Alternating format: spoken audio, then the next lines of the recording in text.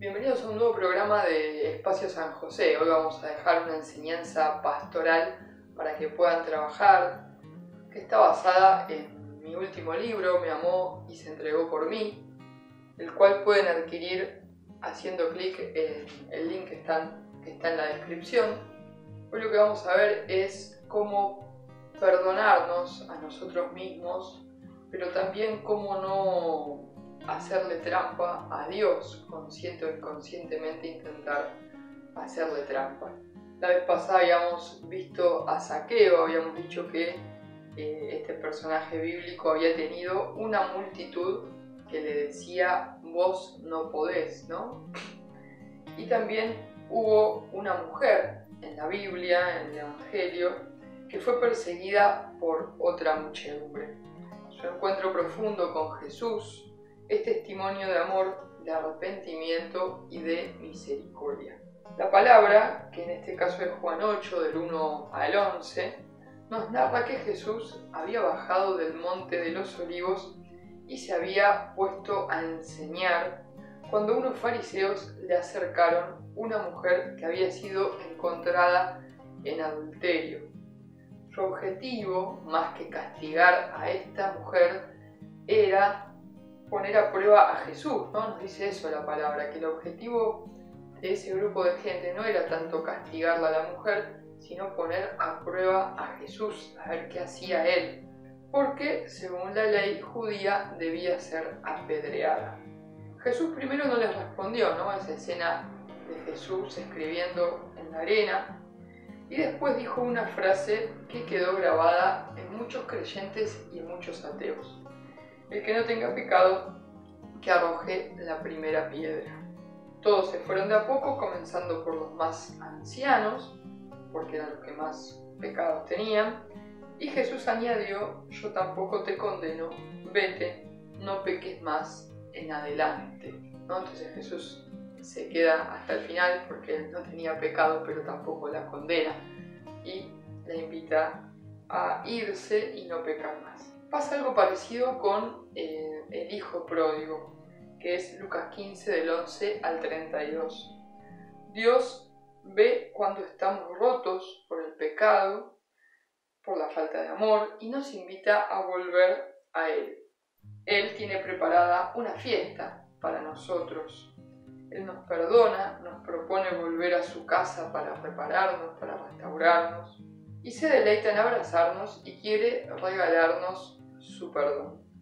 Ambas palabras tienen algunas cosas en común, también tienen en común cosas con la palabra de Zaqueo, y es lo que hace al pecado, al arrepentimiento y al perdón.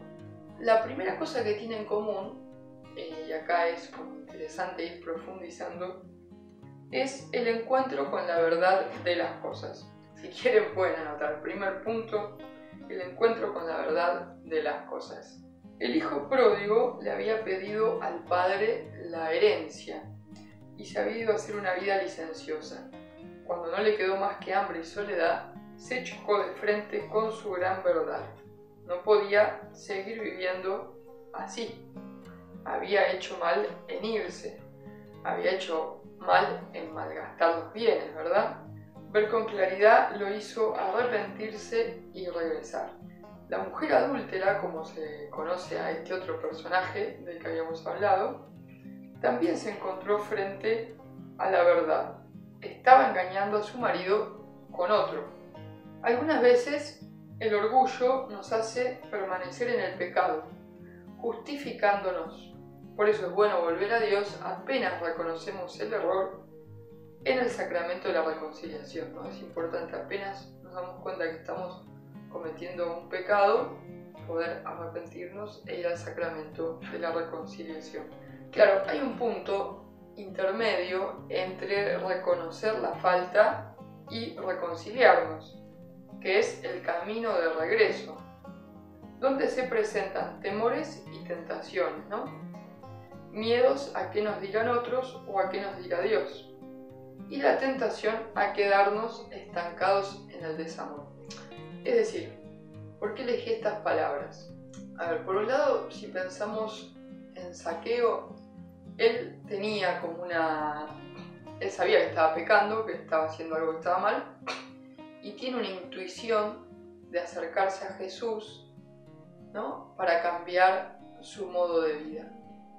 Todos los demás lo acusan, la multitud lo acusa, y él se anima y se acerca a Jesús, y claro, en el encuentro con Jesús se convierte su corazón y decide dejar de hacer lo que estaba haciendo. De hecho, decide reparar su falta y darle si a alguien le dice mal, dice Zaqueo, bueno, le voy a dar más, le voy a dar más dinero porque bueno, él era recaudador de impuestos.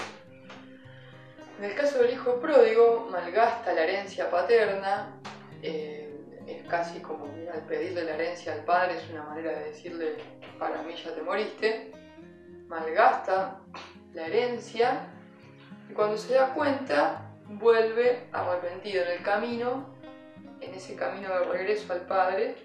También podría haber pensado, soy demasiado pecador como para que mi papá me acepte, mi hermano mayor me va a querer matar, no me lo merezco, el perdón, o podría haber pensado, puedo seguir intentando permanecer en el pecado y seguir haciendo cosas desde ahí. Bueno, regresa, el padre lo perdona, ¿no? Y le devuelve la dignidad con ese gesto de ponerle el anillo, le devuelve la dignidad de hijo amado. Ahora, con la mujer adúltera es un poco más difícil a veces de pensar.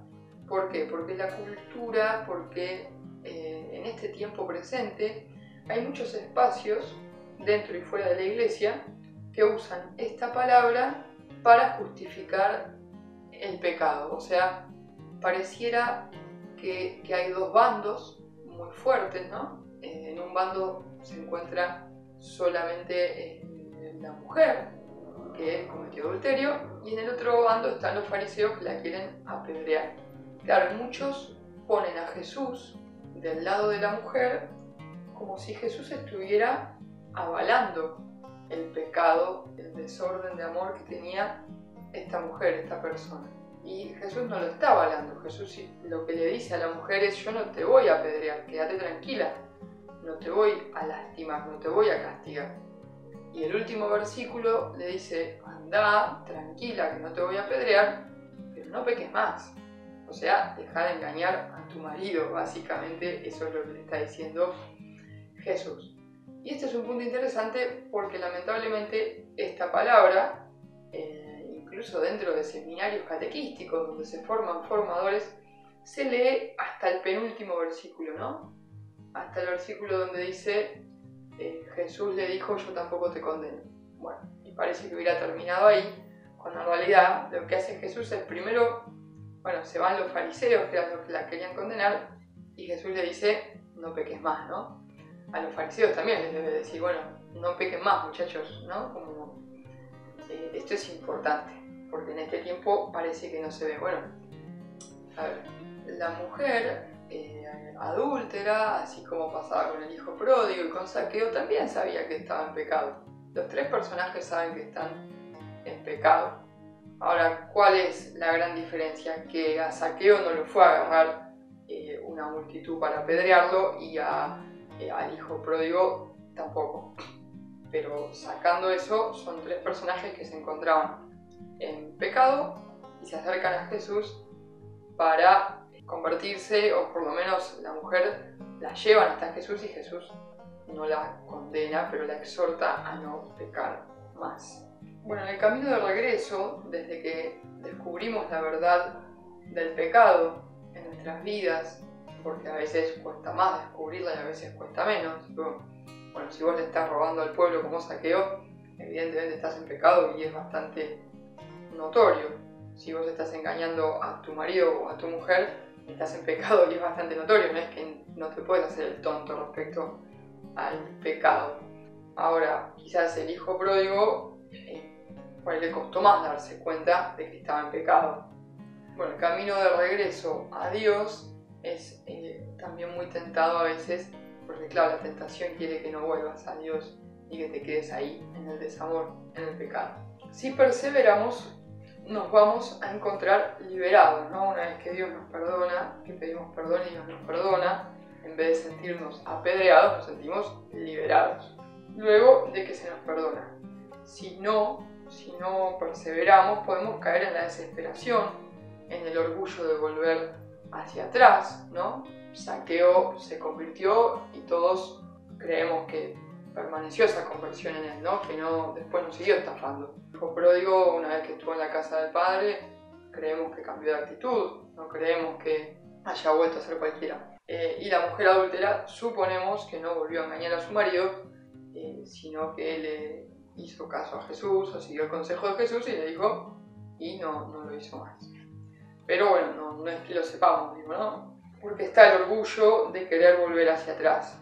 Es decir, que el hijo pródigo no quería ni que lo revistieran, ni que le dieran el anillo, ni nada de eso, no se lo imaginaba probablemente. Lo que él quería era estar con su padre, ¿no?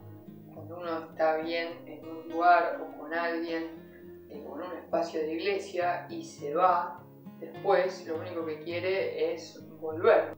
Acá con un pequeño testimonio podría recordar los años que estuve fuera del movimiento de la palabra de Dios, que es el lugar de iglesia en el que Dios me sembró y en donde yo sé que Dios quiere que permanezca, ¿no? En determinado momento, justo antes de casarme, bueno, tuve ahí unos desencuentros con algún hermano de comunidad, con alguna coordinadora, alguna cosa que pasó, y bueno, me empecé a preguntar si Dios me querría en otro lugar de iglesia, y sí, nos fuimos a otros espacios de iglesia, siempre dentro de la iglesia católica obviamente, pero en ningún lugar de iglesia yo me sentí tan lleno de Dios o tan cerca de Dios, o no pude crecer esos años tanto como había crecido antes en el movimiento de la palabra. Entonces a partir de eso volvimos con mi esposa, que nunca había estado, al movimiento, ¿no? Y ahora ya estamos caminando hace varios años de nuevo. Pero a lo que voy es que cuando uno se aleja, no hace falta que uno se aleje de la fe totalmente, ¿no? Como nos pasó a nosotros, no es que nos alejamos de la fe, sino de un espacio de gracia, cuando lo único que querés es volver a ese espacio de gracia, ¿no? Como que ni siquiera querés que te nombren a vos coordinador de algo, ni que te tengan en cuenta por ahí para demasiadas cosas. Pues igual quiero estar acá porque acá me hace bien estar, ¿no? Por el placer espiritual, digamos, la alegría, el gozo espiritual de poder estar en ese lugar. Lo mismo le pasó, ¿no? Entonces al hijo pródigo quería volver a estar con el padre, no quería más que eso. Bueno, el padre le da el anillo, lo reviste, le dice, lo vuelve a llamar hijo. Entonces ese sería como el segundo puntito, ¿no? El segundo punto, bueno, el arrepentimiento nos vuelve a conducir al Padre cuando nos animamos realmente a hacer el camino de regreso. Tercer punto es el perdón. Dios nos perdona cuando realmente nos arrepentimos de corazón y nos comprometemos a no pecar más. Y acá hay que hacer una pausa, que en realidad algo ya comenté antes, para sincerarnos con nosotros mismos. Decíamos que muchos usan la palabra de la mujer adúltera para justificar sus desórdenes. Leen hasta el penúltimo versículo y evitan el final donde Jesús le dice, vete y no peques más. Yo no te condeno, o sea, yo no te apedreo, pero anda y deja de engañar a tu marido, ¿no? Al que roba le dirá, deja de robar. A todos nos dice, bueno, deja de hacer esto, porque te hace mal a vos, porque le hace mal al otro, y porque te hace mal también a Dios. Estamos faltando contra Dios también.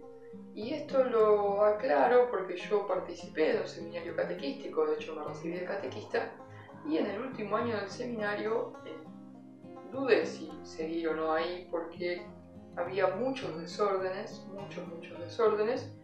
y se justificaban algunos pecados, algunos desórdenes con esta palabra, ¿no? Y escuché esto en muchas parroquias o en lugares de iglesia que te dicen, bueno, no seas así, ¿no viste que Jesús perdonó a la pecadora? Y evitan reconocer el último versículo donde Jesús exhorta a no volver a caer en pecado.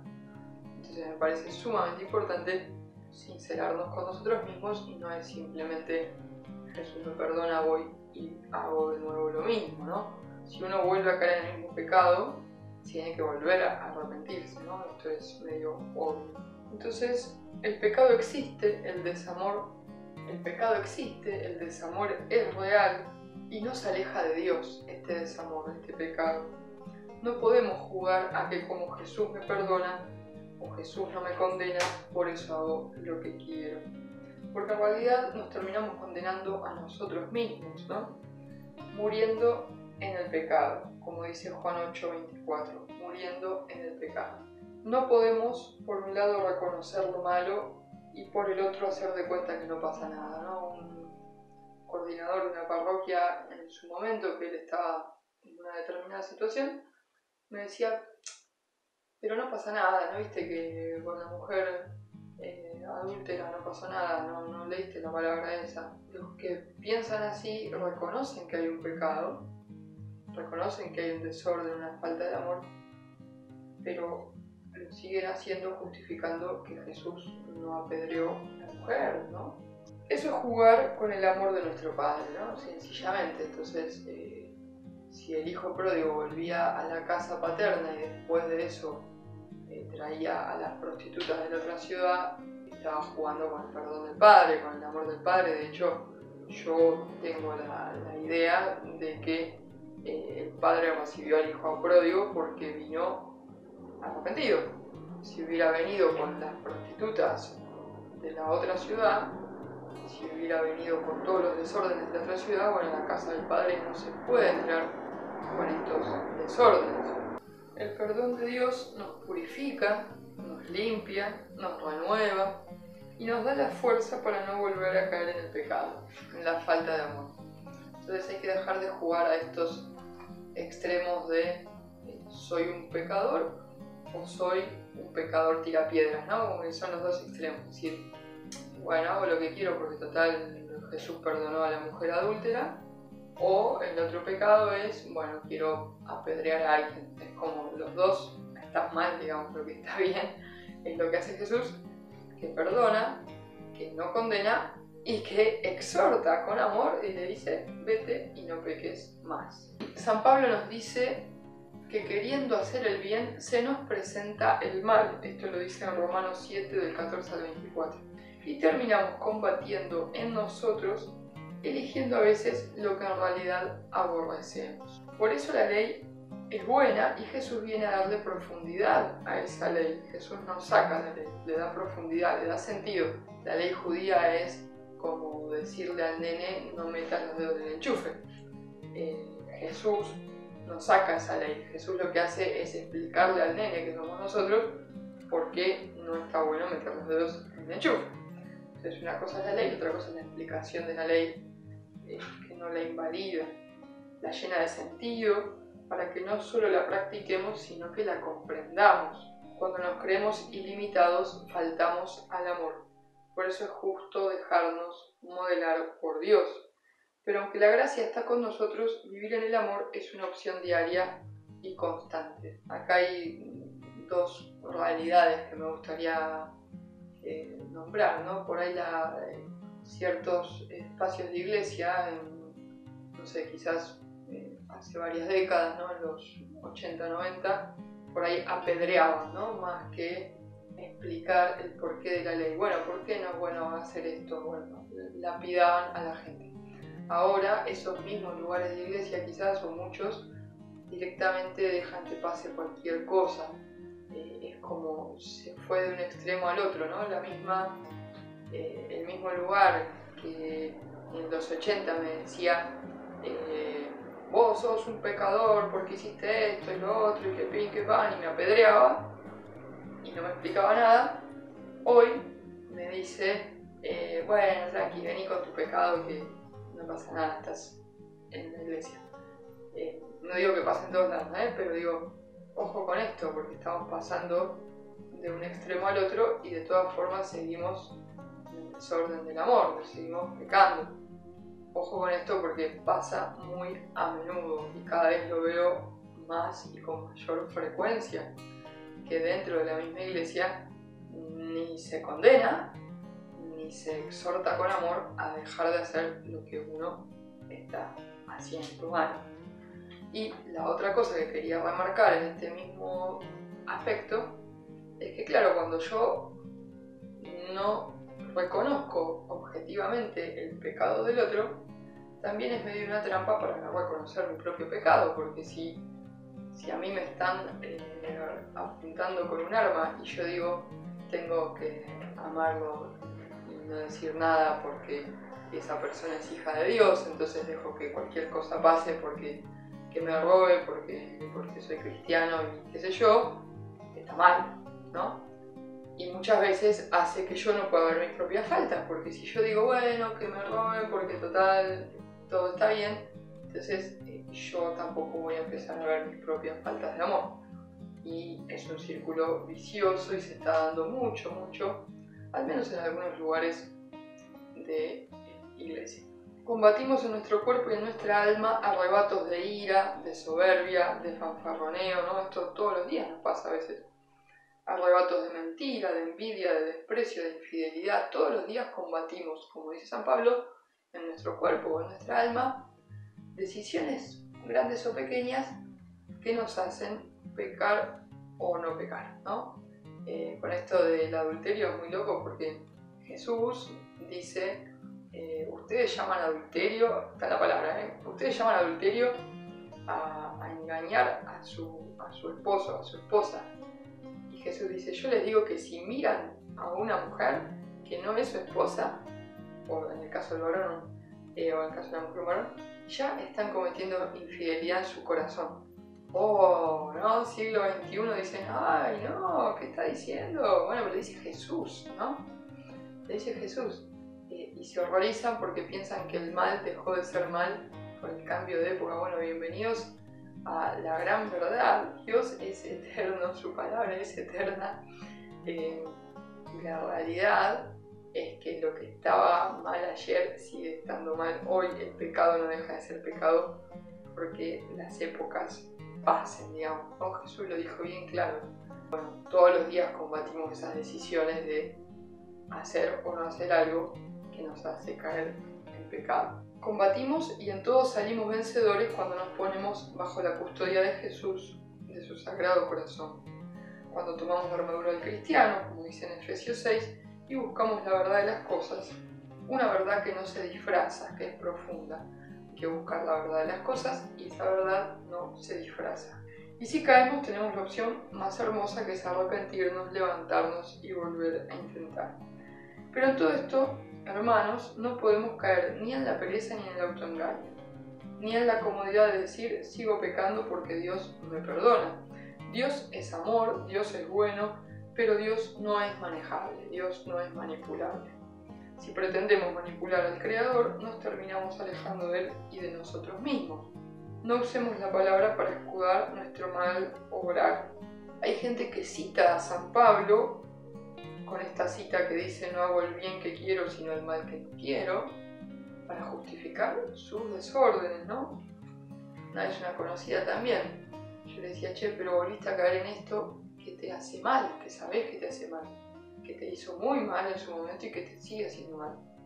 Y ella me decía, bueno, viste que el espíritu es fuerte pero la carne es débil. O sea, no podemos citar la palabra de Dios para justificar el pecado. Sí podemos decir, y me cuesta, la verdad es que necesito ayuda, gracias por decirme esto, porque la verdad es algo que me está costando trabajar. Bueno, amén hermana, amén hermano, te ayudo, paso por vos, ¿no? Te ayudo en lo que puedo, pero no podemos justificar en la palabra de Dios, ni en la de la pecadora arrepentida, ni en la perdonada. Tenemos que trabajar nuestra naturaleza y no justificarnos con la palabra de Dios. En realidad, San Pablo nos presenta un combate para ponernos de frente a la tentación, no para justificarla. Si nos dejamos modelar por el pecado, excusándonos en Dios, vamos a terminar en una angustia espiritual cada vez más grande. Por eso, combatamos con todas las armas que nos da el Señor para salir en todo vencedores. Seamos fieles al amor y a la vida pese a todo. Distingamos lo que nos lleva al encuentro con Dios de lo que nos separa.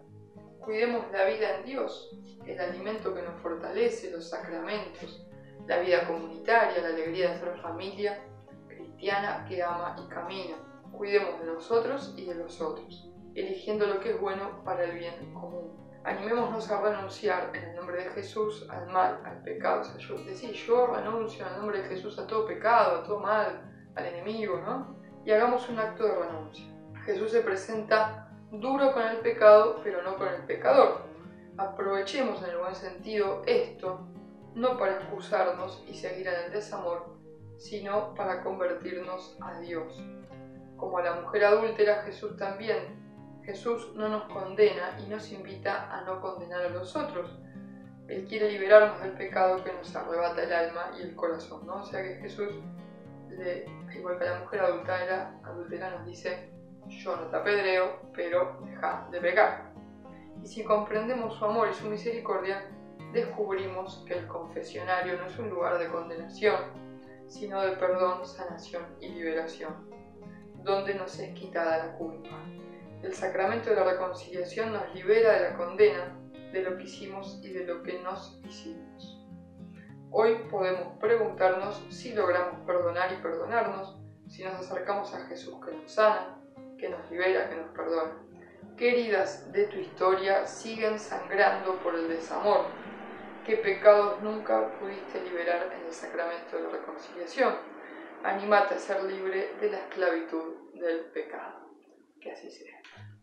Bueno, si este video te gustó, como siempre te digo, a Dios lo que es de Dios y a YouTube lo que es de YouTube, necesitamos, para poder crecer con este proyecto de trabajo, familia, trabajo y misión, necesitamos que nos dejes un comentario, que nos dejes un like, que compartas este video con otras personas. Es necesario porque es la forma en que YouTube hace que crezca y muestra las cosas, ¿sí? No es para regodearnos en nosotros, sino para que YouTube nos deje crecer, básicamente. Así que si sos tan amable de darle like, compartirlo, de suscribirte al canal y apretar la campanita para que te avise cuando hay un nuevo video. Estamos súper agradecidos. Que Jesús te bendiga mucho y que María te acompañe siempre.